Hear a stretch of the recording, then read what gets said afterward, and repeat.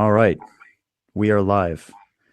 Okay, so I'm hearing a bit of an echo there in the background. Do you have Turn it down. Hang on, I'll turn it down. Go there? ahead. That's better. Okay, that's better. Yeah, good. Okay, let me go and check and see where get our chat all set up here. Mm-hmm. We'll let some people join in.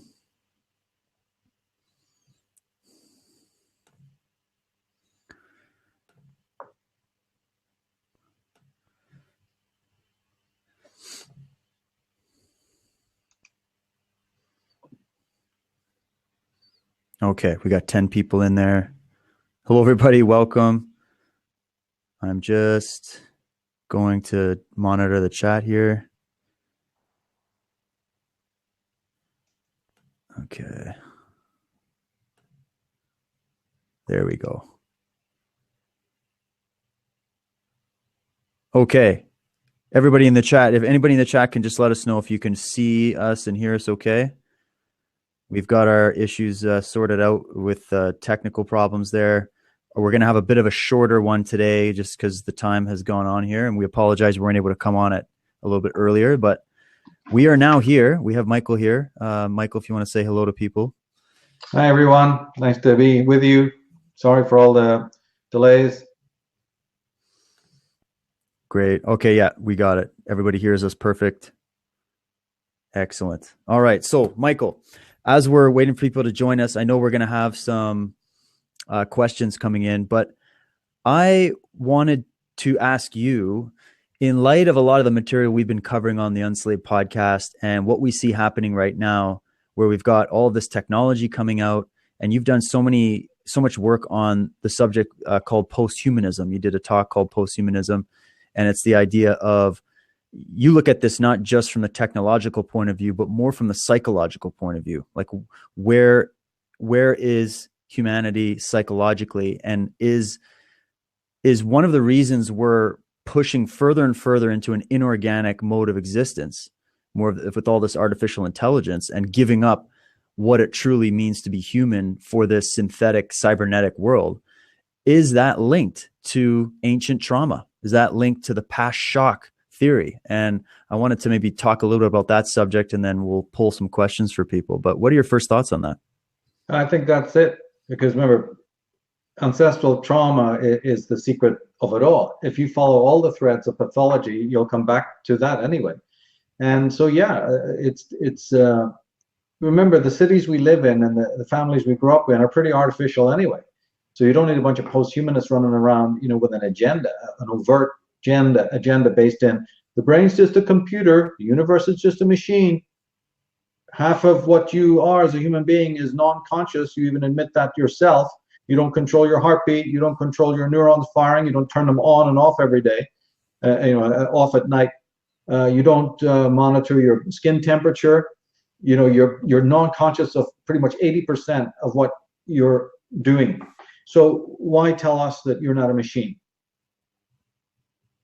And then whatever is the 20% left, they'll say even 10, 15% of that is automatic because you're following the consensus of the crowd.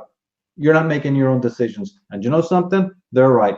So they've been able to manifest billions because ideologically, the human race is not showing them that they're wrong. And when the human race then, and of course, to tenderize us, hey, under the Christmas tree, you got another iPhone. You got another tablet. You got another.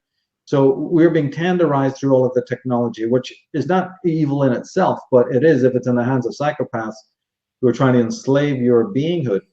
But connected to what you're asking is, you bet we have manifested that. We manifest all evil. That's the Michael Tsarion message. It's not about anybody putting an Orwellian boot in your face. We've called all the pathologies into being. They wouldn't even exist. We've called it into being because being human is tough. Like T.S. Eliot said, we can't take too much reality. We try it and we don't like it. We come out of the womb, we go through the Oedipus complex, we become teenagers. And by the time we're 21, and certainly by 27, the famous Saturn return, we're done. We're done with life. We're done with the hassle.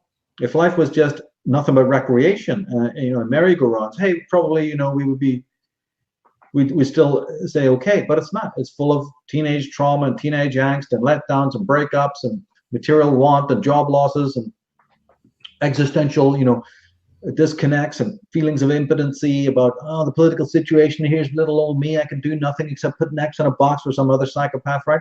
So by the time you reach 30, you're in a pretty much melted down state existentially.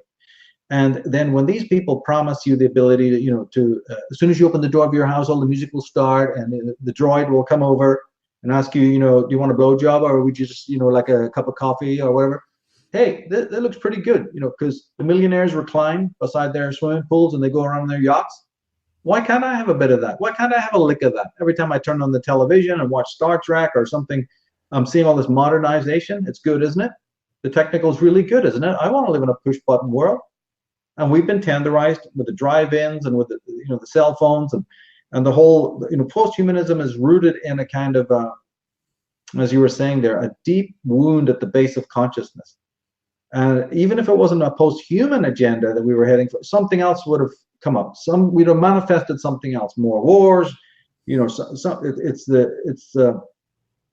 an open book. And if you look back in history, even in the last couple of hundred years, everything you see is a result of that ancestral trauma. It's the tower struck with lightning in the tarot. Everything man builds will crumble at some point, but then he starts building again because he's not dealing with the underlying roots of what's wrong. So every single edifice, but it's not just posthumanism. It's the medical profession is an obscenity. The media is an obscenity. The courts are an obscenity. The psychiatric is an obscenity, right? Collectivity is a if you listen to one of the interviews I did recently with Alex Tsarion, it's like, the poor guy doesn't factor in the fact that the collective, the mass itself, is an institution of enslavement. So whether or not you have a school, a freaking church, or some corporations or whatever, you think it starts there? As a matter of fact, none of those forces are really that involved in your life. You could stay separate to them, but can you stay separate to that mass, that herd mind, that hive mentality? That's a whole different story, and that starts with your family. So posthumanism is a lot closer, you see, to you than you imagine. Except you get comfortable with it. You sit in front of the big screen TV. It's all push button, and there's something very, very comforting about that. So they say that affluence is a greater challenge to man's spirituality than poverty. So all these imbeciles run around going, give us more money, down with the rich. It's like the rich have tests that you don't even know about, you scumbags.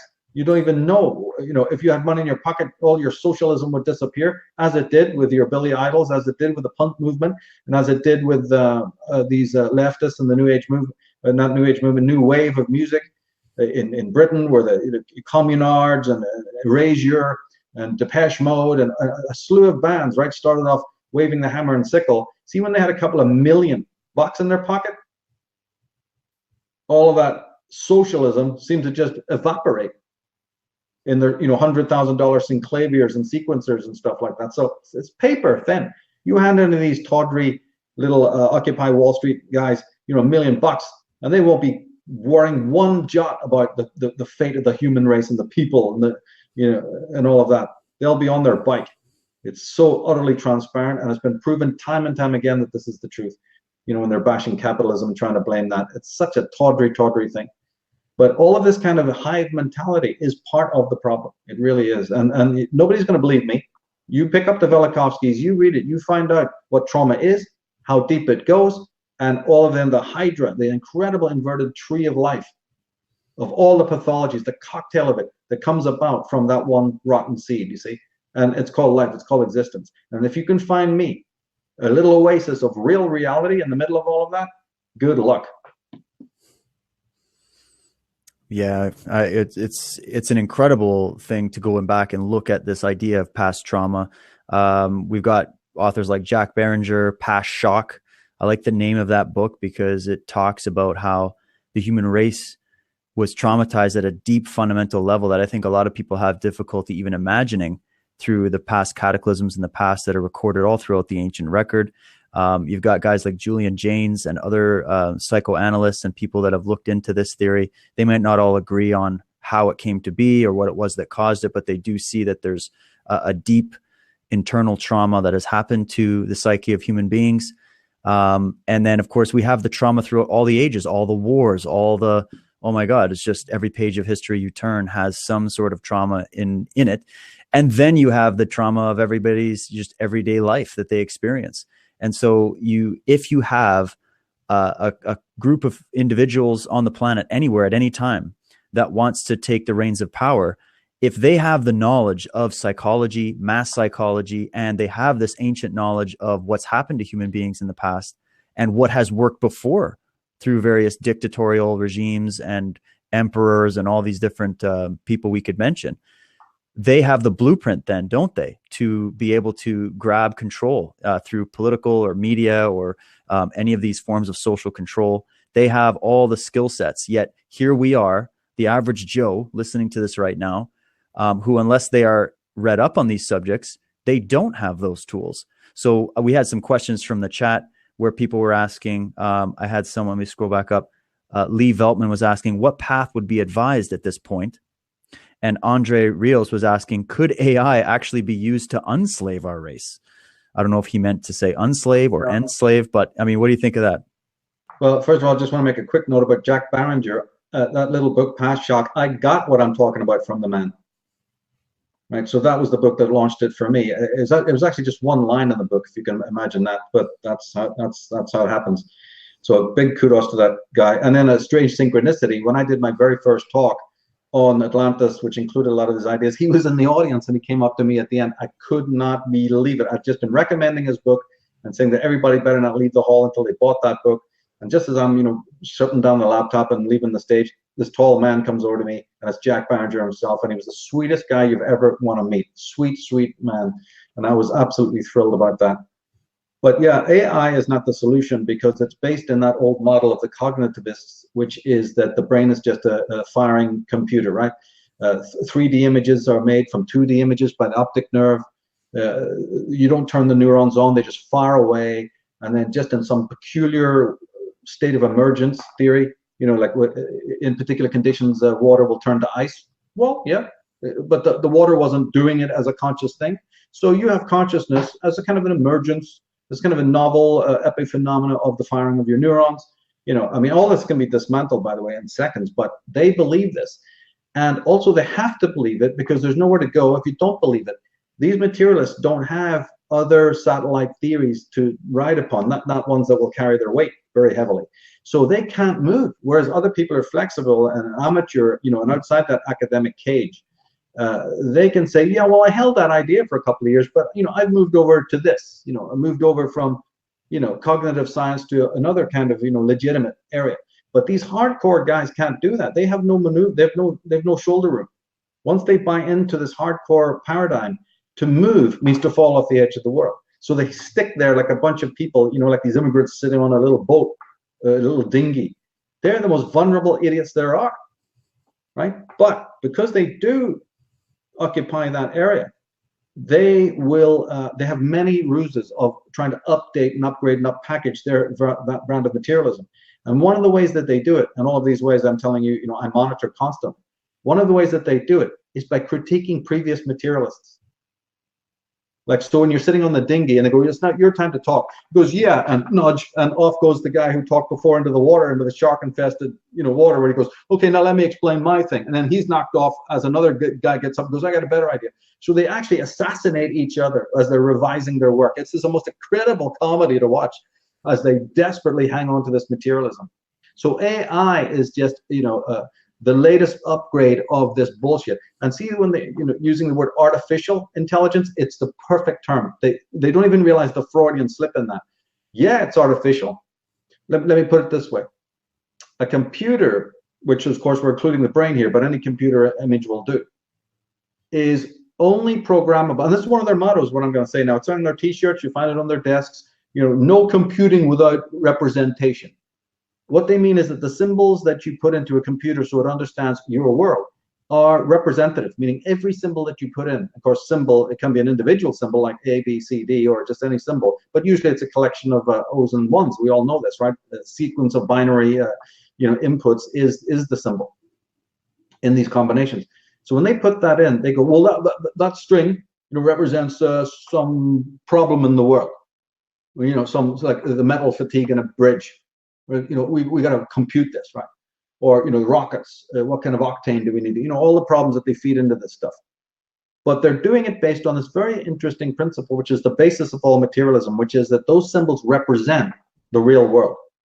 And that's the basis of all materialism and all the what's called computational theory, which then takes on another life and becomes materialism, becomes Steven Pinker, becomes Richard Dawkins, becomes Sam Harris.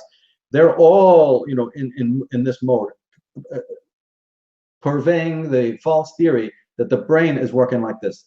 So the brain uses its own version of this by symbols that represent an allegedly real world. But the trouble with the computational theory is this, and that is, no, the symbols do not represent the real world. The symbols are entering into that device, into that computer. They've missed a step, and we've got to nail this like you can't believe. The symbols that are entered into a computer do not represent the real world. They represent the representations of the real world. Right? Yeah, there's a step they're trying to pretend, quickly do a dance so that you don't see this. The brain, specifically the left brain, we've talked about this in podcasts, Cards of Darkness and all of that. The picture that you have of the world that you're looking at, say if I'm looking around now, I think I'm seeing the world. Actually, you're not. You're seeing several edited versions, but they happen so fast that we have a working illusion, right, that what we're seeing is the world. Actually, what you're seeing is a left brain representation of the world. So then if I take a symbol of that world, it is a double representation. So the symbols that you put into the computer that make all computational theory work are not symbols representing a real world. They represent snapshots of a real world. So it's just like taking a Polaroid photograph and then seeing glitches in it, or hey, that lens made that guy look taller than he is, or look at all these specks and artifacts, or look at the way the sun looks blue. So all the computational materialism is not based in what reality really is, whether it has problems or it doesn't have problems. It represents manufactured human problems in a manufactured human world. So you see how it's a serpent eating its own tail? It doesn't have anything to do with the nature of the real world as mystics have portrayed it. And they kind of half know that. So then there's the demonization process of demonizing the mystics. That's why this comes about. We're explaining how it happens. Since they half know that they're liars, cheats, and frauds, the only thing they can do is take pot shots at the mystic who keeps pointing their faux pas out and saying that even this goes up to the level of a Merleau-Ponty and a Heidegger who knew this was bollocks. So it's a representation of a representation, and reality is sort of not in the mix at all. Now, I'm making a very long story short because this doesn't make sense to people listening unless you understand the dynamics of the left brain in relation to the right brain, and then the right brain in relationship to the world. And that's what the premium, I'm going to be unpacking that in the premium section, where I do have the time to go into this, and it's very, very interesting. But just in short, I take a picture of my dog, right? His fur is, blondish, but in the photograph it looks like it's much darker, like brunette, right? And now I see a problem with the picture. I program my computer to fix what I am telling myself is the dog, the problem of the dog, but it's the picture of the dog. Well, then the real dog is not affected one way or the other. In fact, it'd be disaffected if the solution I work with to fix my photograph has no relevance to the dog itself. And even if I think I've succeeded, the photograph image, the snapshot got better, and then I even try to apply that rule to the real dog, it might completely go haywire. So it has been going haywire. And that's what's led to the problems with quantum theory and all sorts of things, models of the mind, the updating of the models of the mind, and the whole thing just is spiraling. It's a complete and utter mess, but they're hiding it. In the ivory towers, in the corridors of power, there's a colossal meltdown in all levels of materialism based in these things that I'm talking about. This is one of the major issues that they have. So they're looking for answers, and they don't want they don't want the ordinary person to know that it's been a meltdown. And so they've got clever ways of smoke and mirrors, to cover this up. And one of the smoke and mirrors is that they wheeled out Steven Pinker, Sam Harris, to engage who, David? We've already talked about this before. What is the goalposts are moved? I now talk to Bishop such and such. I now talk to Cardinal such and such. I now talk to some pastor because that's a fucking sideshow, and I don't give a shit about that fucking dialectic, you know. And it's not to do with the real thing, because you're engaging a bunch of scarecrows and firing pot shots at each other. With both of you, both groups are completely fraudulent. You know, it's one Mysteria fighting another Mysteria. While all the time, the real critique, you know, of this is coming from a Ken Wilber, coming from an Ian McGilchrist, coming from a, other parties that are onto this nightmare. But their voices are no longer heard, because the public is focused on, could you explain that thing about atheism again? Right? It's an incredible joke, incredible carnival, because both sides need to come to that table, because both sides are on sinking ships. And this is their collusion, and we've fallen for it. Yeah, I agree. Now, you were speaking about something very interesting there when you're talking about how with this whole computerized system, they're using symbols to interpret reality. You've done a lot of stuff in the past on symbolism, and we know that the older version of these cults that are still active in the modern world today, a lot of people think they're just dead and gone, but I mean, nothing could be further from the truth. They are, the old guard would have used symbols in a religious sense, and they still use that. And I mean, you've done fantastic presentations on sacred symbolism in the media and how they know how to attach to the subconscious mind and pull the right brain in so that you're just buying some friggin' toothpaste or something like that. And in a political sense, they're really good at getting you to buy ideas that are more aligned with their philosophy. And by them, I mean these globalists and these people that are trying to subvert the natural order. Would this not be, in the technological sense, also another form of symbolic sorcery in a way? Like, is that, if you could use an old school term for a modern phenomena, or is this just humanity naturally going down its road, discovering technology and just getting out of hand with it? You know, is it organized or is it just random? Well, it's organized, because these guys in science do know things we don't know. And so we're completely victimized by ignorance again, right? What should be pointed out to the public en masse is what we're talking about right now, but good luck, right? So they're running around in ignorance, because the boys upstairs know that the symbols that as you're talking about, includes the whole of language. Just check out how deep this goes, right? And so when we walk around and speak and talk, we are entrapped in a cage of language, so awe-inspiringly complex and labyrinthine that it defies imagination, right? If I say, no, that painting stinks, you know, well, if Mr. Spock was going, he'd go over to the painting and smell it, goes, it doesn't stink. No, it's a metaphor, dummy, right? What? I don't get it, Captain, right? So we live, dummy? What do you mean, dummy? Am I a dummy? Right? You know, it's like, oh, the metaphors just spew forth. And that's the symbols we live under. So with all those are the positive, mantic, you know, part of the Hermetic tradition, to meditate on power symbols, to, you know, do things, to change things, and that's certainly something very important. Then you have an artistic treatment of symbols, but the idea is that in the more positive treatment of symbols, you kind of know what's going on. You're not being entrapped by those symbols. You're using them as guides, you see, to certain states, and it's a very free association. But in the unconscious realm, you've either got the scientists doing the mistakes that we just said, or you've got the masses unaware that on their spiritual journey, the chains that bind them is the very language they speak, and it's because it's metaphorical. So how would explain this further? So all language is metaphorical, and we get caught in that trap. It's the left brain's concoction, right? And we start living in the word, not the thing.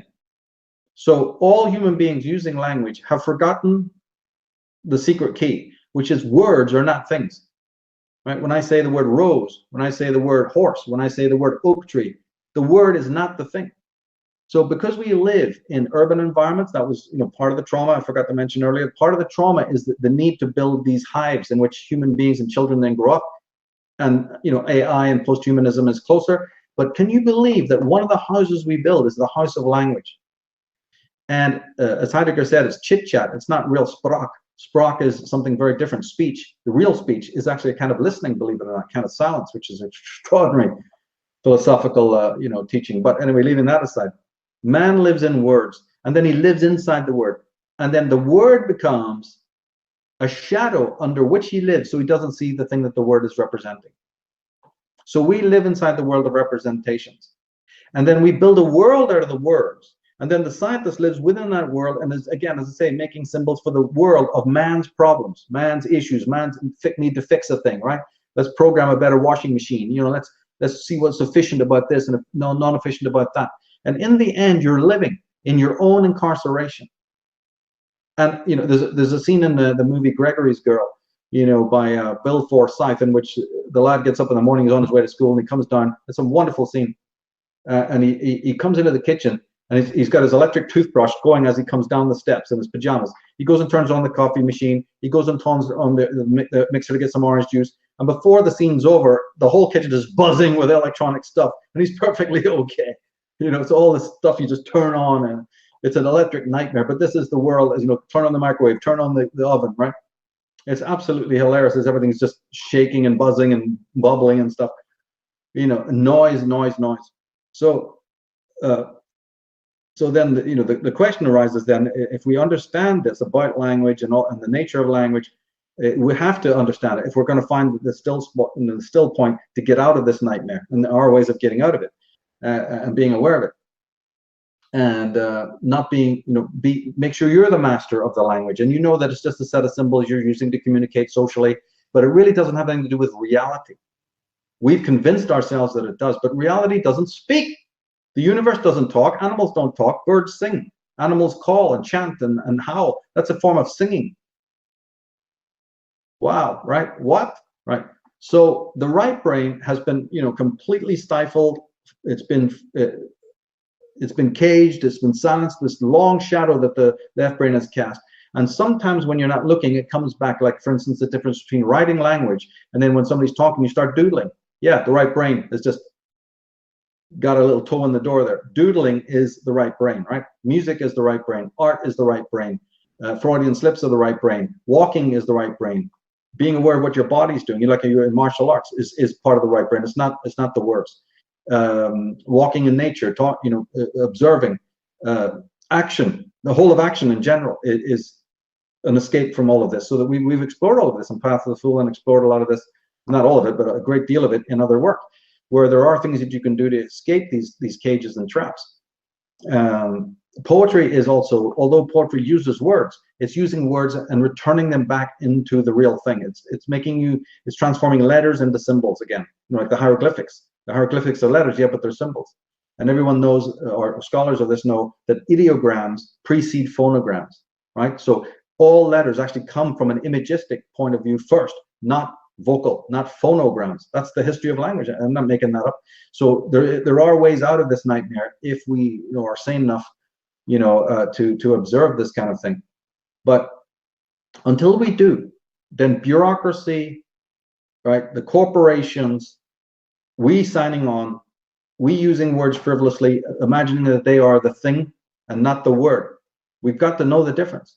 And then we've got to also do something about it by trying to get in contact with the real, so that we escape this gulag of words, which the whole world is entrapped in. So it's incredible when you really get into it, and me and Adam Burkhardt have done, like snake dance, there's a whole comment on that in the Doctor Who series and stuff like that. So, I focus on this a great deal to try and show people the beauty of words and what they can do, but also to show you there's quicksand there. We're quagmired, and this is one of the areas that we're manipulated in. Because the right brain doesn't use words. The right brain uses images on a completely different level than the way we would do, when we follow a symbol. Now, ancient man tried to teach us this, because if you go back to the earliest caves, you don't see words scrawled on the walls in Lascaux. You see what? Symbols. And you see the magician's hands, right? You see the sage. Remember those? It's at the end of the movie Zardoz that me and Adam worked on to show. So, why did that artist, I don't know how many, you're talking almost 25,000 years ago, and probably even more. Why did he paint his hands? Because he's telling you exactly what I'm telling you now. Touch the real. His hands are on the rocks. He's saying, touch the real. It's at the end of Zardoz, right? And there's so much in that, So yeah, like Heidegger said, all speech dissolves into silence at the end, and a kind of listening, a kind of rapport. Now, the people that we're talking about don't want that. So they work with words in a most incredibly sophisticated way by handing you these talismanic things. We talked about Google using that term deep memory, or whatever it was. To, like you're saying, to subliminally, right? It's a long-winded way of answering your question. They're going to dredge up very important words that actually hearken to the right brain, but create a simulacra of right brainness, if I can use that term. Things we crave, things we want. So the whole study of subliminals is really to see how they taunt us with images and words that actually recall the archaic root of consciousness. And we go for that without actually, oh, wait a minute, oh, that's scorpion. That's Indiana Jones. Don't put your hand in there. There's a lot of scorpions, right? Shit, too late. You're done. So again, it's an entrapment within words, and this is a form of sorcery. It's a Saruman. It's beware his voice, right? Tolkien knew what he was talking about. And so his elven tongue was a song, right? There's ways to get out of this, but by God, and then the churchmen know this. So they have their churches built as sanctums of silence. This is just seductive. It's nothing to do with their religion. They know that you need this. So they have the hymns, right? And they have the chants, right? And the Gregorian chants and just hymns, because they know how to keep you there. They know what we're talking about. So they know that the power of the word in the beginning was the word. There's nothing more false in the whole of the human language, or anybody's language, than saying in the beginning was the word. It's a bad start right there. And then knowing that they've suppressed all the images, need to smuggle it back. So they've done it, as Leonard Shlain pointed out, with the prohibition against graven images and all. But then they have to bring it back. So they did in the Mariolatry, and they did it in the dove and the iconography of the Catholic Church. And then even other churches bring it back. I don't care how modern the church is. The churches are designed as a simulacra of the right brain. And the peace and the tranquility and the listening, and then the hymns and all of that. It's all simulated. But behind it, unfortunately, is devilish stuff. So, it's very, very difficult to walk and not be entrapped by all of the institutions out there until you start to awaken. So my life's work has been to try and help people awaken to the trap. They see it beforehand and warn their children, say, this is all very good, but like Blake said, they're binding my desires with their briars, right? Don't go anywhere near that. It's the black robes. It's Newtonian sleep. Now, another thing, if I can add, is that because we lost connectivity with the real, it's out there somewhere. We don't know it because we're too busy in the words. Somebody somehow subliminally understood that we're in an impoverished state. And so William Blake was of the opinion that science is the compensation for the lost wholeness. It's not the lost wholeness. It's not even close. But it is our attempt to simulate, can you believe this? A kind of pre-Vedic rapport or communion with the real that we still hanker for. But they couldn't let us have it, because then all systems dissolve. So science, according to him, which he called Newtonian sleep, the single vision, the mind-forged manacles, the satanic mills, the looms of Locke, right? John Locke, he's talking about the materialist. And he went at it, he went at this edifice because he knew what it was. And that's the answer, in a long-winded way, to all of anybody's questions listening to us about science. Science is the simulacra to stay here. We're going to give you back an account of what you're no longer in rapport with. If you've lost your communion, we need to then have high priests who say, no, we'll create things that simulate what the universe is really about. Here's some stuff about gravity, and here's some stuff about electromagnetism, and here's something about the quantum realm. Isn't it very interesting? And here's some other paradigms. It's really interesting about all of this. And these Matt Presties are all trying to deconstruct this shit, as I am. We all have to do it in our own way, like Walter Russell did it, right? Victor Schauberger, all these people. They're trying to deconstruct that and get you back to the real, to understand. We give you a theory of light. We'll give you a theory of the Big Bang. That's our favorite one. We love that one, right? Open your mouth, shove it in there again, right? So they're giving you a picture of time, a picture of space, a picture of Big Bang, a picture of gravity, a picture of whatever it might be, electromagnetism, and all the rest of the shit they've been selling us. Well, the universe is aging. It's expanding, it's getting older, and something might like an elastic band contract and snap on your face. So just be aware of that, right? So they're going to give you all these paradigms and sign on for it, and they have their high priests to go out there and teach it to you. None of it has anything to do with what Tesla, Goethe, Steiner, Schelling, and any of these people were talking about. Whitehead. None of them were talking about this. None of them. They were talking about the rapport, the real rapport, and what you find. Even Merleau-Ponty was talking about that. What you find when you go out there and really touch the real. Science is dead. Science drops like a string of rotten banana skins. You're laughing at that shit. You go, what are you trying to hand me here? So the mystic just sits and goes, so shall it be. I'm an idiot, I'm a fool, so pass me by. I'm mad, like we talked about in The Fool. They don't want to engage these lunatics.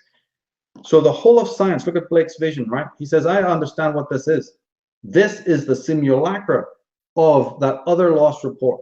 And you'll live in it, and you'll chase it around, and you'll decorate it, and you'll paint it. And if you see a crack in it, you'll quickly plaster it. And you will teach your children how to maintain Urizen's gulag.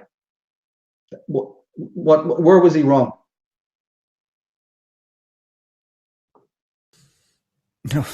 Yeah, wow, that might be one of the best rants I've heard in a while. I totally agree. And we had a question I was just going to ask you, and I think you have just answered it, but maybe we can just pointedly answer it. Where Lou is asking, what are your thoughts on the theories that are being discussed right now that reality itself is a type of simulation? I mean, just think about that. Well, I mean, I'll let you answer what you think, Michael, but in the way that a lot of these scientists are saying, like, reality is an illusion. I guess it depends on how we're looking at it. If they're trying to say it's an illusion so that it justifies their materialist paradigm to say, well, it's all just a computer simulation. I mean, how could we have even come up with the language to say it's a computer simulation until we invented computers? And then now we're prescribing what we think about computers to reality, which computers are just symbols, interpreting symbols, right? And it's a complete idiocy, because even to call something a simulation implies there's a real thing that has been simulated. Right. Yeah. So what's the real then? Yeah. So they don't care about the real. So we've already answered it. That simulation is true. AI is true, and we are living in a virtual simulation. They made it. They made it in the way I just described in brief. But not the universe itself, or nature itself being a simulation. They're trying to say, oh, that's also a simulation. Well, remember, the mind makes reality. So if everybody is conditioned by this mental fallacy, which I call mysteria, yes, then it does, because that other thing becomes what you want it to become. Nietzsche said that the desire of Christians to make the world ugly and bad makes it ugly and bad. Well, it's the same thing with a postmodernist. If they keep pulling out the struts of culture, in the dark, gnawing away at it, and then it's right, then you all collapse down. You'll find yourselves looking around and you go, what is this? And how did it happen? So, the average public the average person in the public is living in a simulation. The media rules their whole life. Everything they buy, is suggested to them by a ubiquitous media. Everything they think, everything they're told about, white race, racism, raciality, who's doing what to whom, is all coming through this. So, and even you reading a newspaper, whatever, you're not really out there in contact with the world in order to really understand realities. And the children are being more and more simulated. So in many ways, you're right. You are living in a virtual reality. And as I said before, the word artificial intelligence completely is accurate. They don't even realize that they're actually, the term they've contacted is the term that they've constructed is completely accurate. It is all artificial. The right brain, which is again just a sort of a euphemism for total consciousness, right? But we have to use these idiotic terminologies, right?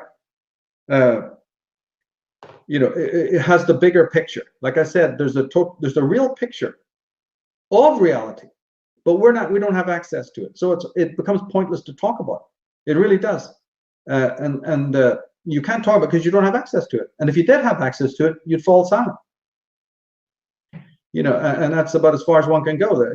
I've sketched that whole thing out in my books, to point out. And in the program I'm just about to upload, we go into this in bigger detail, trying to explore what the principles of mysticism are.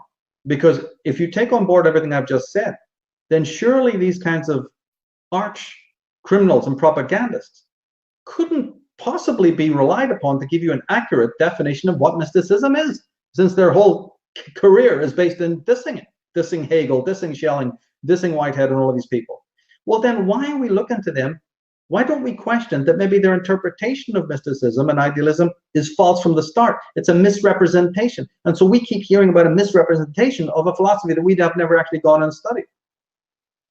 So isn't it time to go and study it then, to find out what it really is in itself? Well, I specialize in those guys as well. So, these 30 years of research now will be presented there to say, in a nutshell, here's some theories. Let's explore the central pillars of mysticism, truth or falsity, and see if they stand up. Because if they do, if it turns out that the people watching that program turn out that they believe, like I do, that these principles do stand up, materialism is has a real problem on its hands. And more than that, you will now, when you embody these teachings, not as misrepresented mysticism, but the real thing, then you can stand up to one of these Steven Pinkers online or in face. Like I can stand up to these, types, these Dawkins, and undermine them, not throwing at them something from the outside, going into where their own teachings are and finding the flaws and shutting them up. As we've done on several podcasts and through the Path of the Fool, showing the the proofs of mysticism. Like that one we talked about, dreams. I think it was with Scott Onstott. We went into the mind's ability to objectify itself in dreams and so on. And there's plenty of other anecdotes like that these guys don't want to cover. And then there's this one about metaphorical language. I'm going to be now really ramping up this whole thing, because this is a hydra that seems to come back no matter how many times we cut it to pieces. And so we have to come back again, and find the silver bullet that takes these guys down. That's of paramount importance to me, because there's millions of dollars behind them. They're stepping up their game. They're going to move forward. They're inching towards this post-human nightmare. We've got to be able to deconstruct it. And I've just shared some of the ways, a little sketch there of what they're planning, and some suggestions about what we can do about it. But we have to be able to take these people down, not in some inarticulate rant about some God and Christianity. That doesn't work. They love that. Don't you see the insider smiles on their face? Because they've got their little code book, and you've got your little code book, and go, and they're fighting each other just like that. That's worthless. I knew it was worthless back in the 80s when I saw these debates. What are you debating? It's like you're shaking hands, afterwards, giving each other big hugs. It's all made for TV, for Christ's sake. There's no real dialogue about anything that's really real philosophically. They're leaving out those people. I read the books of these materialist guys all the time. They don't mention half the people we do. Right? Because, of course they can. It's an act of duplicity. They'll only mention the mystics who are weak in their mysticism, unworked mystics, good, well-meaning people, but they haven't really fleshed out the thing. They go after them like a bunch of vultures, because that they haven't thought it out properly. But you won't go to an Owen Barfield, and you won't go to a Schelling, and you won't go to the people who have worked it out strongly. You'll avoid them like the plague and go to some weaker, victims. And that's scurrilous, that is. That's really scurrilous. They won't take on a Kostler. They won't take on a Wilbur. They won't take on the people who really know their shit.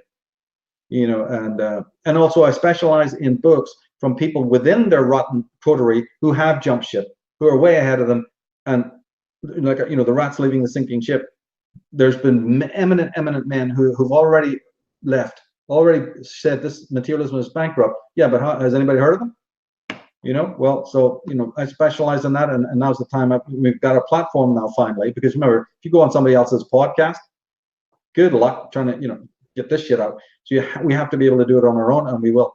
And this is the perfect platform to really dip into it, so that, there's a much more crash course needed, because it's getting pretty desperate. And the Jordan Petersons and all these people, God love them, they do good work, but they can only take you so far. They're institutionalized themselves to a degree. And even though you give them always a couple of stars because they're insiders, it's very, very important. I've said that in all my work, that, my message is to the insiders to step up, and he's doing that. And that's a good, good image and a model for everybody from the inside. But don't ever then mistake, just become a cult sitting around him.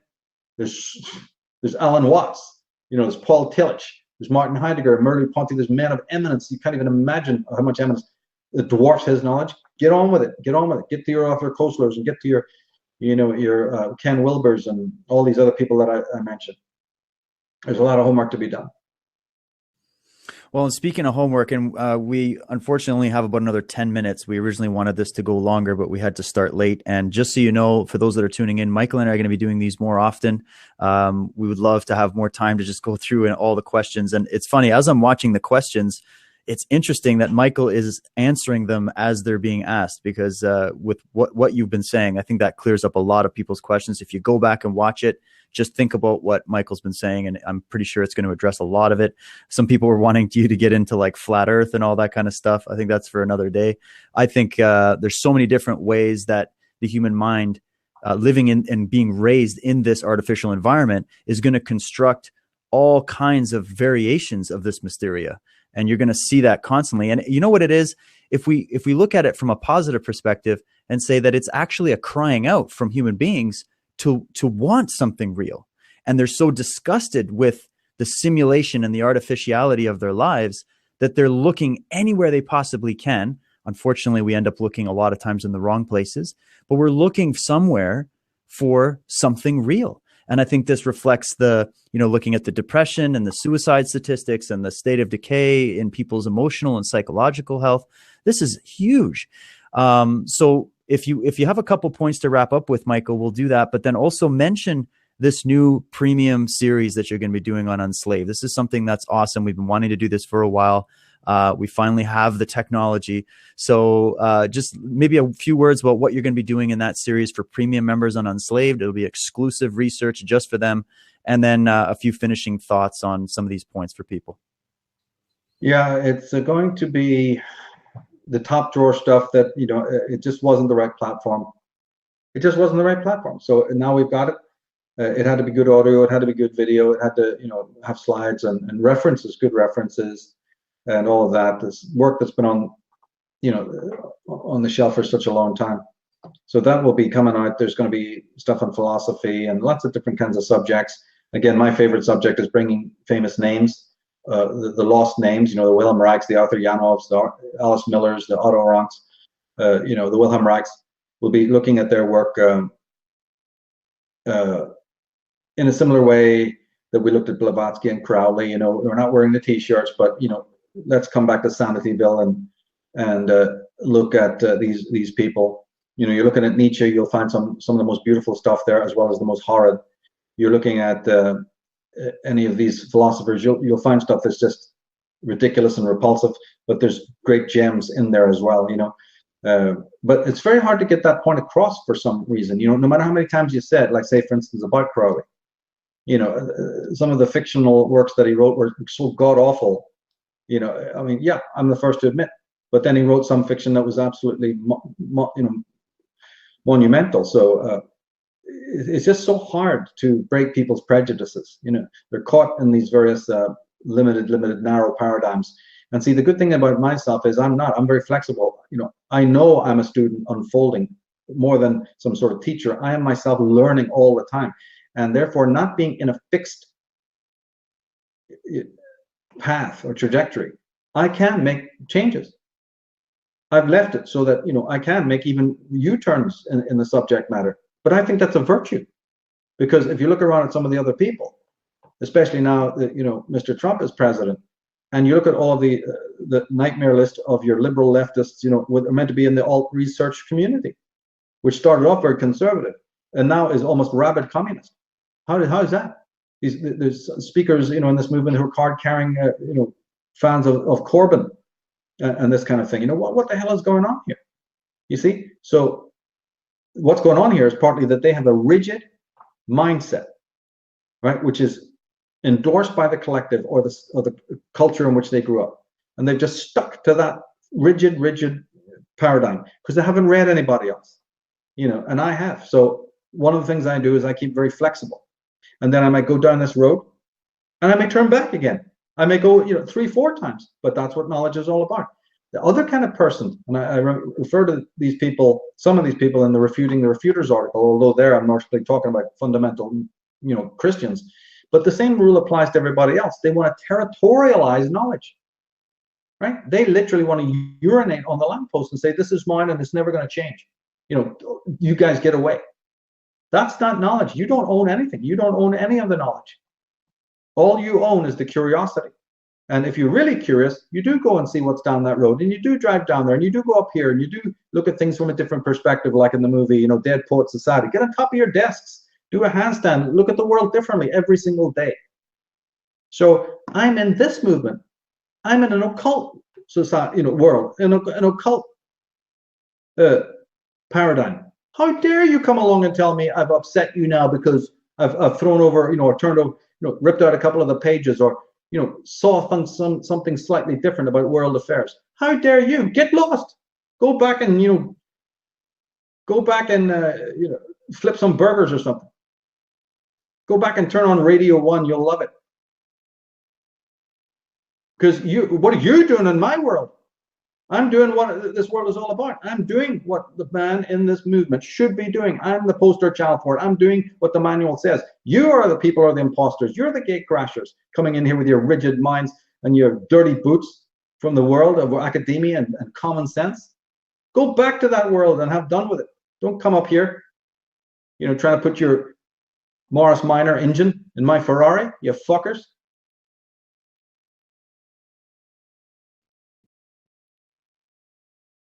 That's priceless, man. I feel your pain.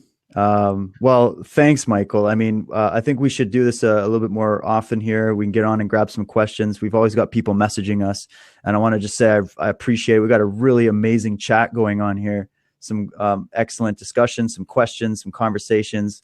I just want to thank everybody for tuning in, and Michael taking the time today, despite all the frustrating technical things what we had to deal with. But we've got it all sorted now. So lots coming up. We have a fantastic episode of Unslaved coming out on Sunday. Maybe just let people know quickly about that. We're interviewing somebody who's coming from the world of Asatru. Is that correct? Yeah, the Asatru.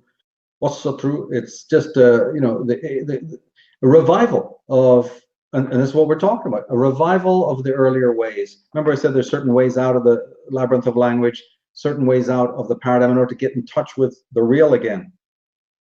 Find your way, like in the movie Following, where a trauma breaks him through. Right? The guy has a traumatic event and he's back. He's back. And the wife can't handle it, and the system can't handle it, his mates can't handle it, but he's in the still point, right? Just like Doctor Who, in the Snake Dance. So Asatru is sort of a well-meaning revival, a moderate, it's very moderate, return to some of the northwestern traditions of the Druids. That's why I'm interested in, of course, the Nordic mysticism, because here we've been talking mostly in this conversation about mysticism, but there's different kinds of mysticism. Not all are good, and some are very, very pure. So this is we'll be talking to Matt Flavel there about that tradition and how it impacts the world, and how much Christianity and even Judaism has plagiarized it, borrowed huge chunks. The Merovingians did. Did you know that at least two of the kings of the Merovingians were tutored by monks in Ireland, you see?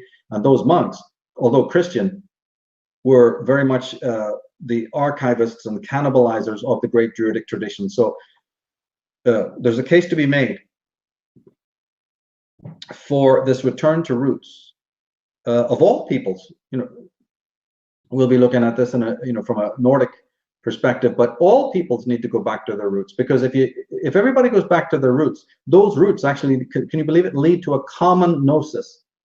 So I don't care if you're from New Zealand, China, Outer Mongolia, right, Terra del Fuego, or Iceland.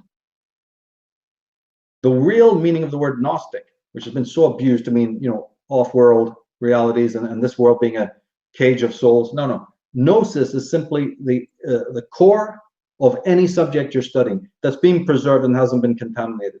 So an Asatru is a sort of a worship, a veneration, and a reverence for nature and other aspects that is to be found in in Africa, to be found in India amongst the Brahmins and others, right? And the corruption of it is then where we're at right now. So it'll be interesting to get an understanding of these original archaic practices and rites. And then what we can do is also then say, yeah, a bunch of this stuff I can actually translate into my worships of the year, because there's certain feast days which correspond with certain constellational astrological phenomena. When certain stars rise and set, I should be aware of this kind of thing. The lunar cycle, and there's a whole bunch of stuff we can get into there. Art, pottery, leather making, working with animals in a different way. And so Asatru, I believe, is a very, very legitimate and extremely positive response to the extreme mechanization, the extreme dumbing down and the extreme is the incarceration in the city environment. And so if we need to factor that in, it may not interest all of our listeners, but people who have coming from a Western tradition, and from a kind of a northwestern roots, Scots, Irish, Scandinavian, whatever, they can tune in. But as I said, if you follow that tradition to its roots, you'll find yourself, it's like, I think it was Nazim Haramein had said that, we're all standing on the surface of the earth, right? But all our feet, right? If you draw the lines, they all merge at the center of the earth, but our heads separate. So take your pick, what you want. So any of the great traditions that point you down, point you to the earth, point you to the fundamentals and the roots.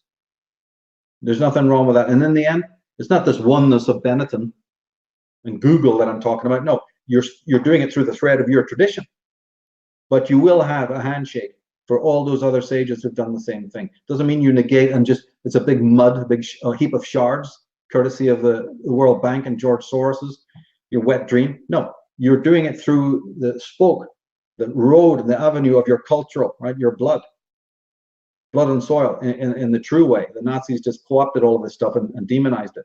But there's great traditions there, you see.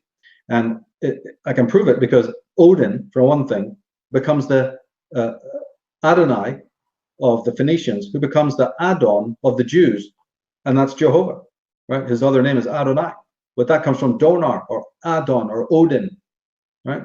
There's an incredible tradition there. Thor is Arthur. King Arthur is Athor, right, which is Scandinavian, and you have the various versions of that way over in the Far East, with Indra in India, in these Vedic and Aryan teachings. So there's an incredible exploration there of the sacred mountain, the sacred tree, the real meaning of the zodiac, and a million and one things we can get into with our next guest. I hope you can. I'm very much looking forward to it myself, and I think it's going to be great.